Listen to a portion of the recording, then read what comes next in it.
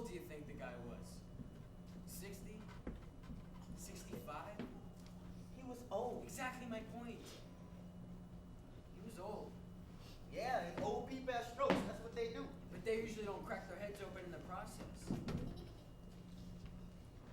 think he's dead? I don't know. How would I know? What I'm trying to say is people bleed. Yeah. But to see it like that, to watch his life spread down the aisle, something about it. It just didn't seem human. You know? Well, humans bleed. That's what they do. How can you be like that? How am I like Terry? This is something here. What mean you witnessed? We didn't see anything. He was on the floor before we got here. So that doesn't bother you? What do you want? You want me to skirt a few? I didn't even know the man. You know how long it took to clean up? And what does that have to do with anything? 42 minutes. It was longer than that. 42. I checked the clock. And you calling me distracted? 7:32 we started. First change of water, 7:46. Last change, 8 o'clock. Bring us up to now. The water is hardly red. 40 minutes. To clean up 60-year-old blood. It was a pain. That can't be possible, right? Like a tip stack of egg cartons. To just erase something that old, that quick. There's something wrong in that, isn't there? You want me to give it another once over? 'Cause You're missing the point. no, I'm missing the game, and I can't leave until you do so. If it's gonna take sliding them out 50 more times, then let's do it. You have to know what I'm talking about. What is it we're supposed to do? Turn the clock, split inside the guy, fix your stroke? We're here to bag groceries, to mop floors, not to place band-aids on the heart of the universe. I just feel we have to own up to the event somehow. Did we do it? Did we slam his head onto the tile? We cleaned up. So that's supposed to tie the knot between us and this guy? You even know the guy's name? I can hardly remember what the man was wearing, and I was supposed to light a candle right here in the middle of the red eye. What was he wearing? Huh? I can't remember what he was wearing. Who cares? Somebody does. Somebody's gonna want to know what he looked like right before. You think he's dead? I don't know. Maybe. And if he is, what can you do? I could have paid attention. I wouldn't have noticed the guy at all if he hadn't hit the floor. That's all I'm gonna remember. That's all you can remember. Look, you're freaked, you're tired, but it's over. Yeah. Finished. Let's go, huh? Look, we'll watch the game, throw a few down, sleep silent. What do you say?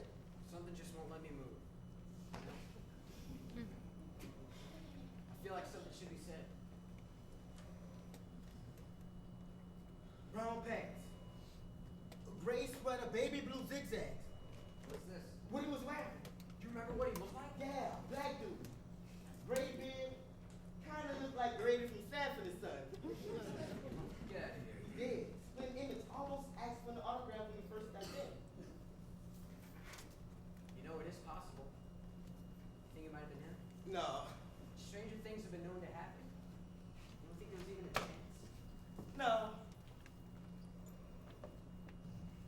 Do you really think he's dead? Yeah.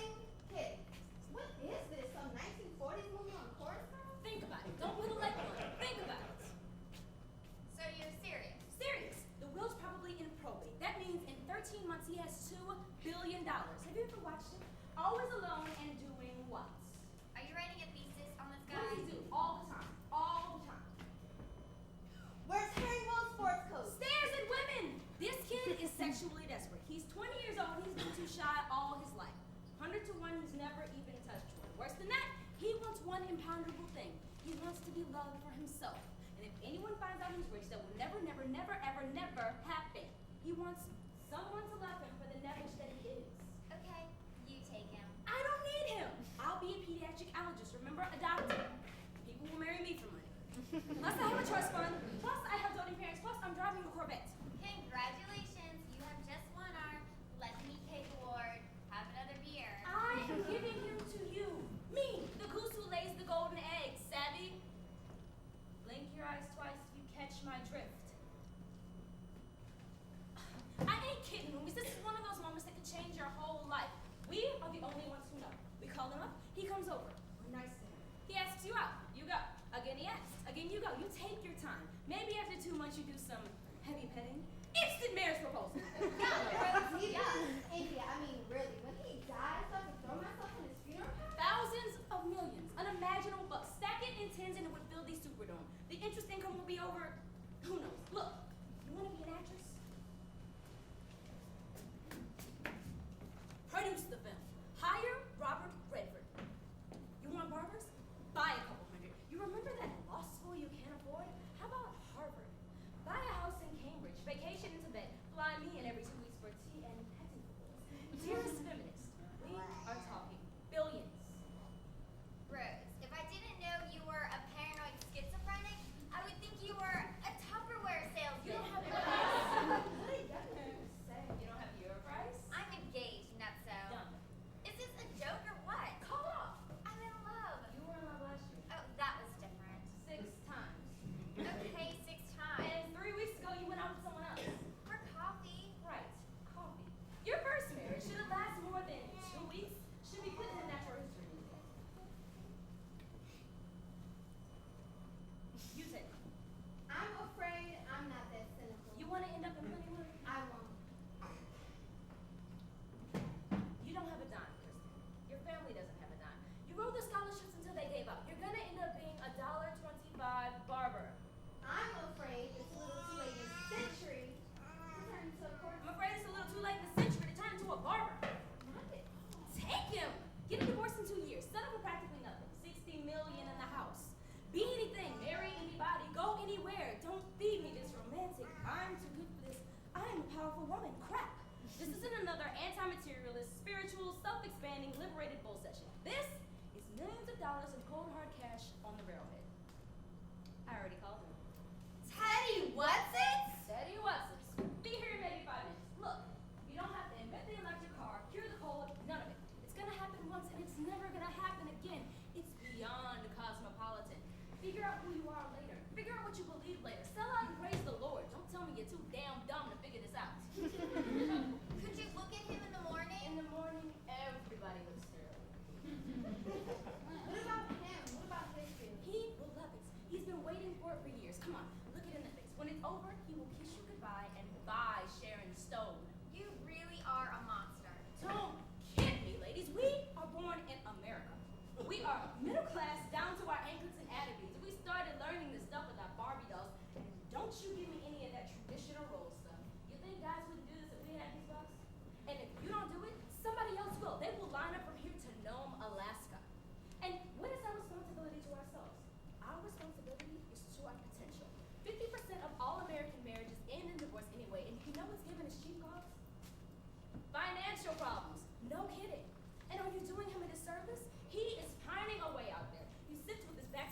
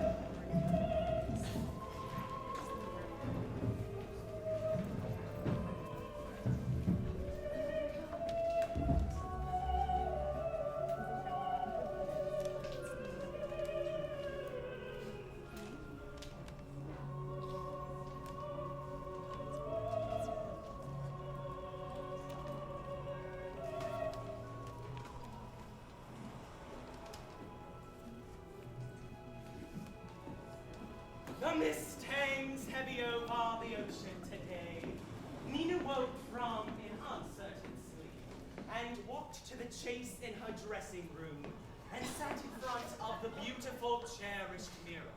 Her facelift had fallen during the night, and her cheeks were held in place by straight pins. Oh, Lord. Oh, Lord, how dreadful. Good morning, Mother. Don't kiss Mommy today. Her face is precarious. I don't want to kiss you anyway. I hate you. Please don't upset me, James. My plastic surgeon is in Aruba. But hey, what's this pin for? Stop that, James. Stop that, James! Stop it! Bolt! Bolt, come quickly! James is at my face again! But James kept reaching for Nina's face, over and over. Stop it, you unruly child! You called, madam? I want to pull your face off, Mother. But, seeing Nina's predicament with her son, pulled James away from her, pushed him to the ground, and sat on him. Gently, Bolt, gently. Fudge took out a hypodermic from his jacket pocket and gave the misbehaving child a shot. I hate you, I'm sleepy. Will that be all, madam? Fudge was the family manservant and often gave the children general anesthesia whenever they became unruly. Fudge had also once been a dentist. Thank you, Foot. James was pulling pins out again. I must have done something wrong with raising them. I thought I often smiled. I wondered if they wanted anything else. Do you wish me to remove any teeth while he's out, madam? No, Foot. Leave his teeth alone. I just wanted quiet for a while. Look at how peaceful James is curled on the floor. I always liked my children best when they were unconscious. If madam needs me any further, just call. Thank you, Foot. You're a jewel. Fudge withdrew, leaving Nina with her thoughts. She thought about her face. She thought about James. And psychotherapy had been no help for James except letting him express his anger more freely, and how useful that had been. Not very. Nina's hand shook as she lifted a coffee cup to her face. Her perceptions were off, and she poured hot liquid down the left side of her face. She put cream and sugar on her face. She stirred it, and then she rang the bell for Foot. Foot! I need you and bring a wet cloth. I'm sticky. Foot brought a basin of warm water and a roll of gauze and sponged Nina gingerly. Foot! Do you think I'm beautiful? You once were very striking, madam. Yes, but now. What do you think of me now? You have quite a nasty burn on your face. Would you care for a shot of Novocaine? Go away, Foot. I want to think. And again, Foot withdrew, dragging James after him. Nina racked her brain, trying to remember what she had wanted to be. The colors on her wall were beige, but she had wanted burnt orange. But the designer had run around the house screaming, "Beige! Beige!" Until they finally had to give him his way. I wanted burnt orange, but you had given me beige! Later, the designer turned on her like her son James. No, Nina wanted pleasant thoughts, nice things, flowers, butterflies.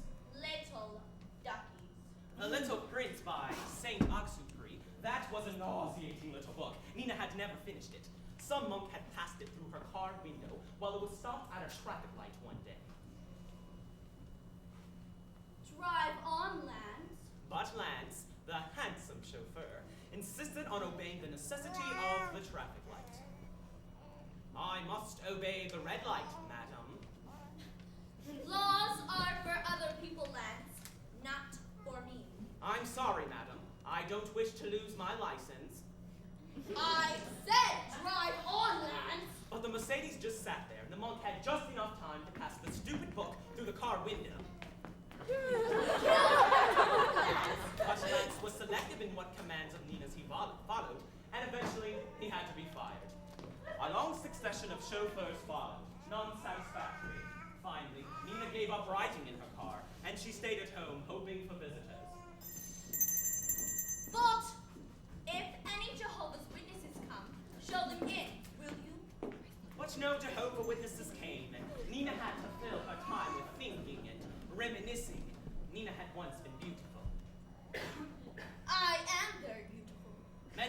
up on the street just to stare at her. She caused traffic accidents. Jealous women would rush up to her in their hokiness and try to kill her. Homely women were always trying to shoot me. It was flattering, really. Everywhere she went, her eyes would anxiously seek out the mirrors. Sometimes she would bring her own mirrors with her. Put this one up, would you? Nina would say, lugging a large mirror, and few could deny her. Her love affairs were unpredictable and random. Sometimes they would be royalty, and other times they'd be the men from Con Edison.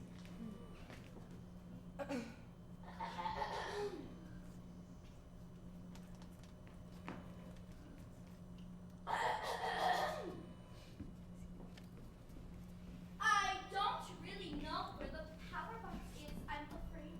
Would you care to lie down? Sometimes when Nina was especially lonely, she would seduce her own children. Don't you find Mommy especially attractive today? She would act generous. And Robert. And occasionally poor Lala. Lala was stupid. Lala was stupid and Nina hated her.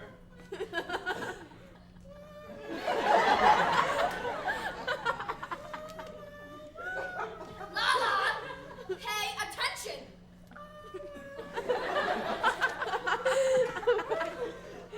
Oh, you are willfully stupid. Nina would shout this at Lala and then hit her.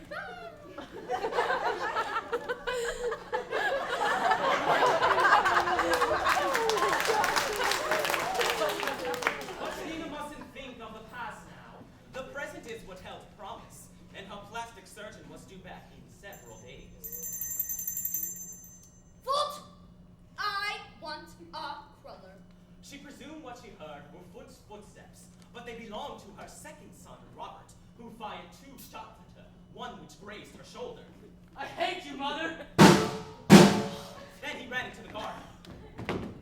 Foot, bring that gauze again, please. Nina had been presented to the Queen twice. In her second presenting, she had been spurred by a member of the Royal Guard on duty, and she finally succeeded in seducing her son, Robert.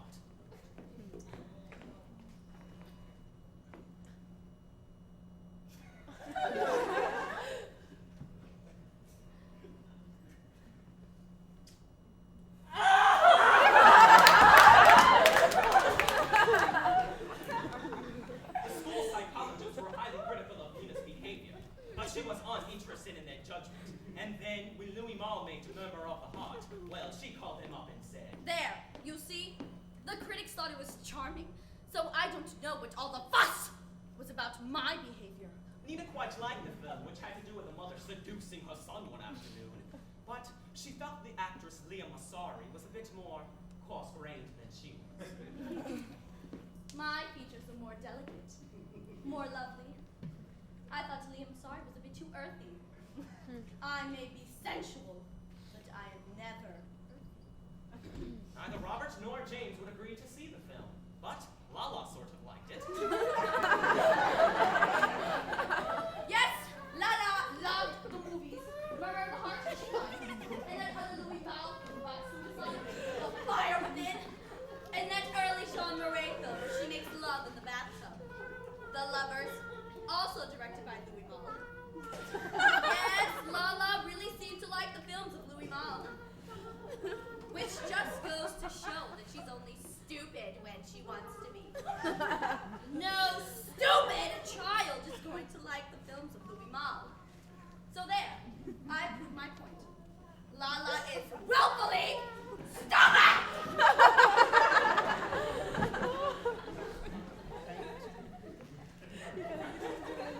Foot, where are you with that gauze? My shoulder is bleeding! James's father had been a tax lawyer.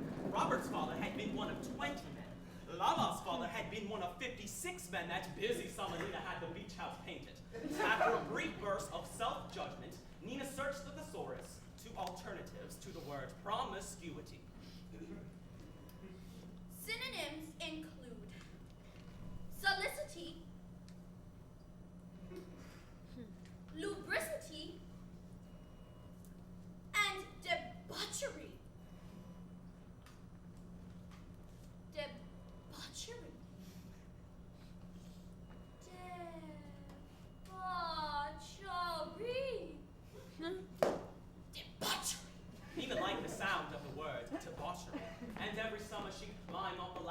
whisper into the house painter's ear.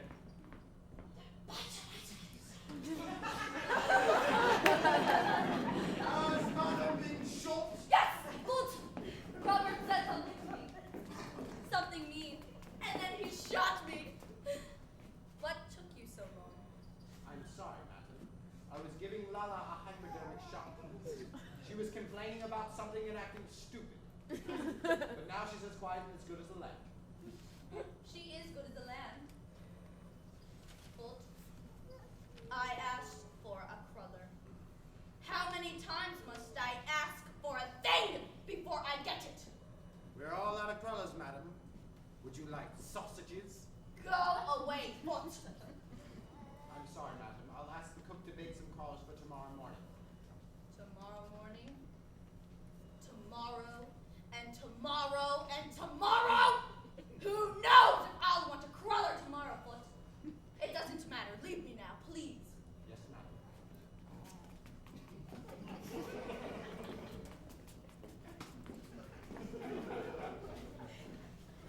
All my life, my life, my life. What has become of my life?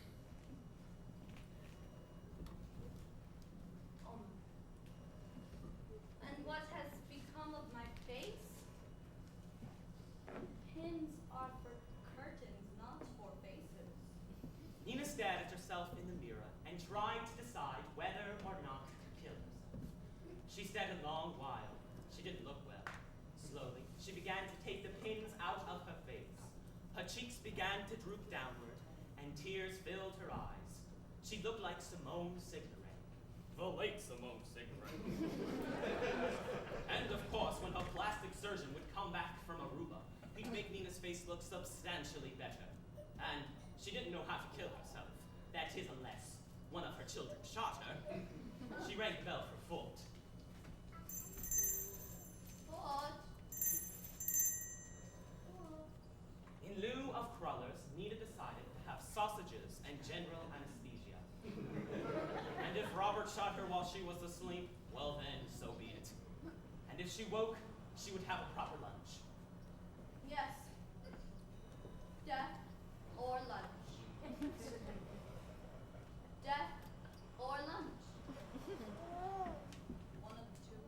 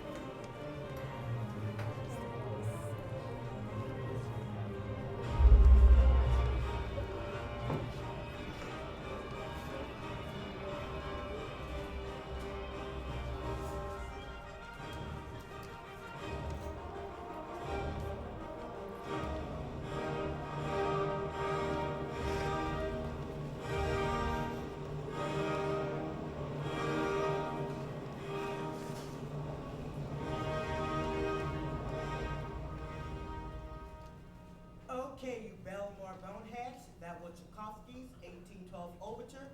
Bet those cannons busted a couple of you dozers. Perfect for 3:47 a.m. on a cold rainy Thursday in finals week. It's the end of time at the end of the line. Study on, people, bang our papers, cram the facts, justify the exorbitant tuition, and make Belmore College proud. I'm feeling y'all, especially those of you studying for Kelp 801 with